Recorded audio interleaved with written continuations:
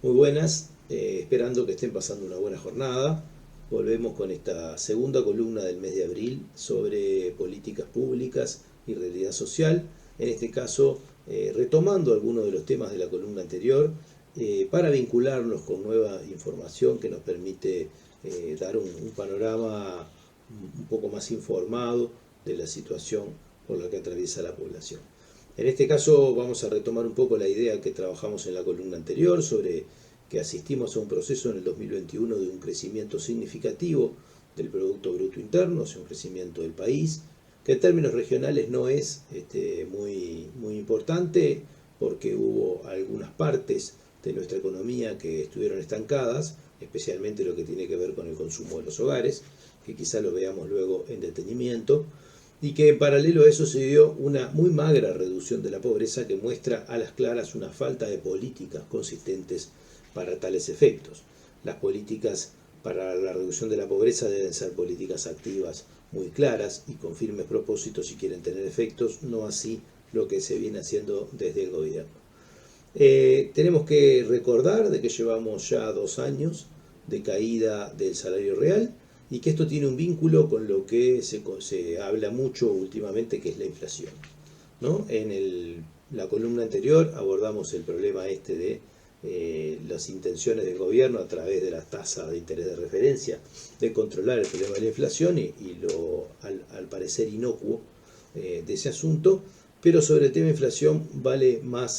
la pena seguir profundizando. Resulta que en el año 2021 tuvimos una inflación de casi 8 puntos, 7,96 por arriba del rango meta de lo comprometido con el gobierno, pero que al mes de marzo de 2021 llevaba acumulado 3 puntos de inflación, o sea, entre enero, febrero y marzo se había crecido 3 puntos. Para ese mismo periodo, para 2022, en vez de 3 puntos llegábamos 4,42, o sea, casi una vez y media la inflación que tuvimos en el 2021 tenemos en el 2022. Y es en ese marco que el gobierno anuncia este aumento de salarios o solicitud de aumento de salarios que va a aplicar a los públicos y a las jubilaciones con un 2 y un 3% respectivamente, pero a partir del 1 de julio, y hay un exhorto a los privados para que se llame al Consejo Superior de Salarios y se negocie en el caso de 88 mesas de negociación que involucran aproximadamente unos 300.000 trabajadores. En ese marco vale la pena aclarar esto porque es interesante. Resulta que ese 2% de adelanto, que en realidad no es un aumento extra, sino un adelanto de lo que se iba a aumentar más adelante, representa casi que lo mismo que se ha comido la inflación, y seguro que menos que lo que se va a comer la inflación al 1 de julio, que es cuando va a empezar a funcionar el aumento, en relación a lo que ya había avanzado en el 2021, que no había sido poca porque ya en el 2021 se había salido del rango meta. Quiere decir que estamos con una inflación desbocada, muy lejos del rango meta, con expectativas muy complejas, y en especial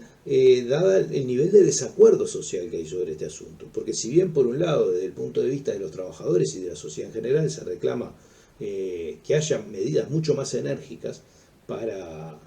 frenar el aumento de los precios o aumentar la posibilidad de compra de los hogares, esto que ha negado el gobierno sistemáticamente, estos magros aumentos no solamente no parecerían atender siquiera la diferencia del proceso inflacionario respecto al año anterior, sino que una parte importante de esto, que es el sector empresarial, industrial, ha salido al cruce fuertemente respecto a estos asuntos, planteando de que, bueno, que hay un cambio en la regla de juego que no es lo que precisa el sector privado y que de hecho el 52% de los trabajadores van a recibir el aumento el año que viene, como estaba acordado, y no en este año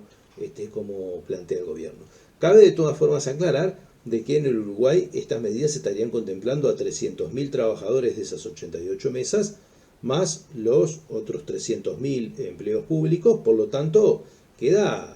alrededor de 800 o 900.000 trabajadores que no están comprendidos en esta medida, y por supuesto que esa es la suerte de los trabajadores informales. Pero agreguemos un asunto importante a esto que hace mucho la vida de la gente, que es que si bien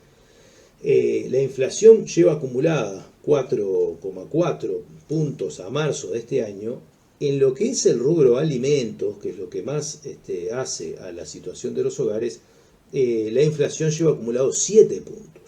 ¿verdad? Y lo que hace a otros rubros, que no son los alimentos, pero que son muy significativos para el costo de la vida de las familias, como es el rubro vivienda, lleva acumulado 7,8, casi 8 puntos de aumento en lo que va del año. Por lo tanto, grosso modo, podemos ver que mientras el país ha crecido y sigue creciendo, ahora sí, claramente a muy buenos ritmos, con excelentes niveles de precios internacionales, con un doble récord anual de reservas, de depósitos en el sistema financiero por parte del ahorro privado, que supera los 6.000 millones de dólares, más de 3.300 millones de dólares en el 2021, 3.000 millones de dólares en el 2020, en cuentas en general, más de 100.000 dólares, o sea que hay un sector de nuestra población con alto poder adquisitivo, con cifras récord de exportaciones y de precios en algunos rubros principales del país, en lo que hace al sector de los trabajadores, de los jubilados y del pequeño, mediano empresario y comerciante. Las noticias son todas malas, en el sentido de que ninguna de estas medidas va a aumentar el volumen de ingresos que exista en términos reales en la economía nacional, por lo tanto no va a mejorar el consumo de los hogares, que ya se vio que en el 2021 estuvo planchado, a pesar de que la economía mejoró, no mejoró el consumo de los hogares, y tampoco va a mejorar el nivel de demanda interno que va a haber en el pequeño y mediano negocio, en la pequeña y mediana producción. Para esto les dejamos como elemento del final, y simplemente para hacer un pie a abordar en la columna que viene, de que se ha registrado una duplicación de niños en situación de calle. Es un elemento gravísimo lo que estoy contando. No quiere decir de que esos niños estén en la intemperie, pero sí que están en refugios, ¿no? Tenemos el doble de niños en situación de calle, o sea que tienen un problema en la vivienda, este rubro que fue el que más aumentó dentro de los niveles del costo de vida en estos primeros meses respecto a años anteriores, y eso es una clarísima muestra de que el problema de la fragmentación social y de la exclusión se sigue profundizando, y que los solos indicadores de ingresos, de pobreza y económicos a los que nos tienen acostumbrados no está dando cuenta claramente de la complejidad de la realidad, que vamos a abordar próximamente en las siguientes columnas. Bueno, esperamos que terminen y que pasen una buena jornada, que terminen bien este día, y nos encontramos en la próxima del mes de mayo.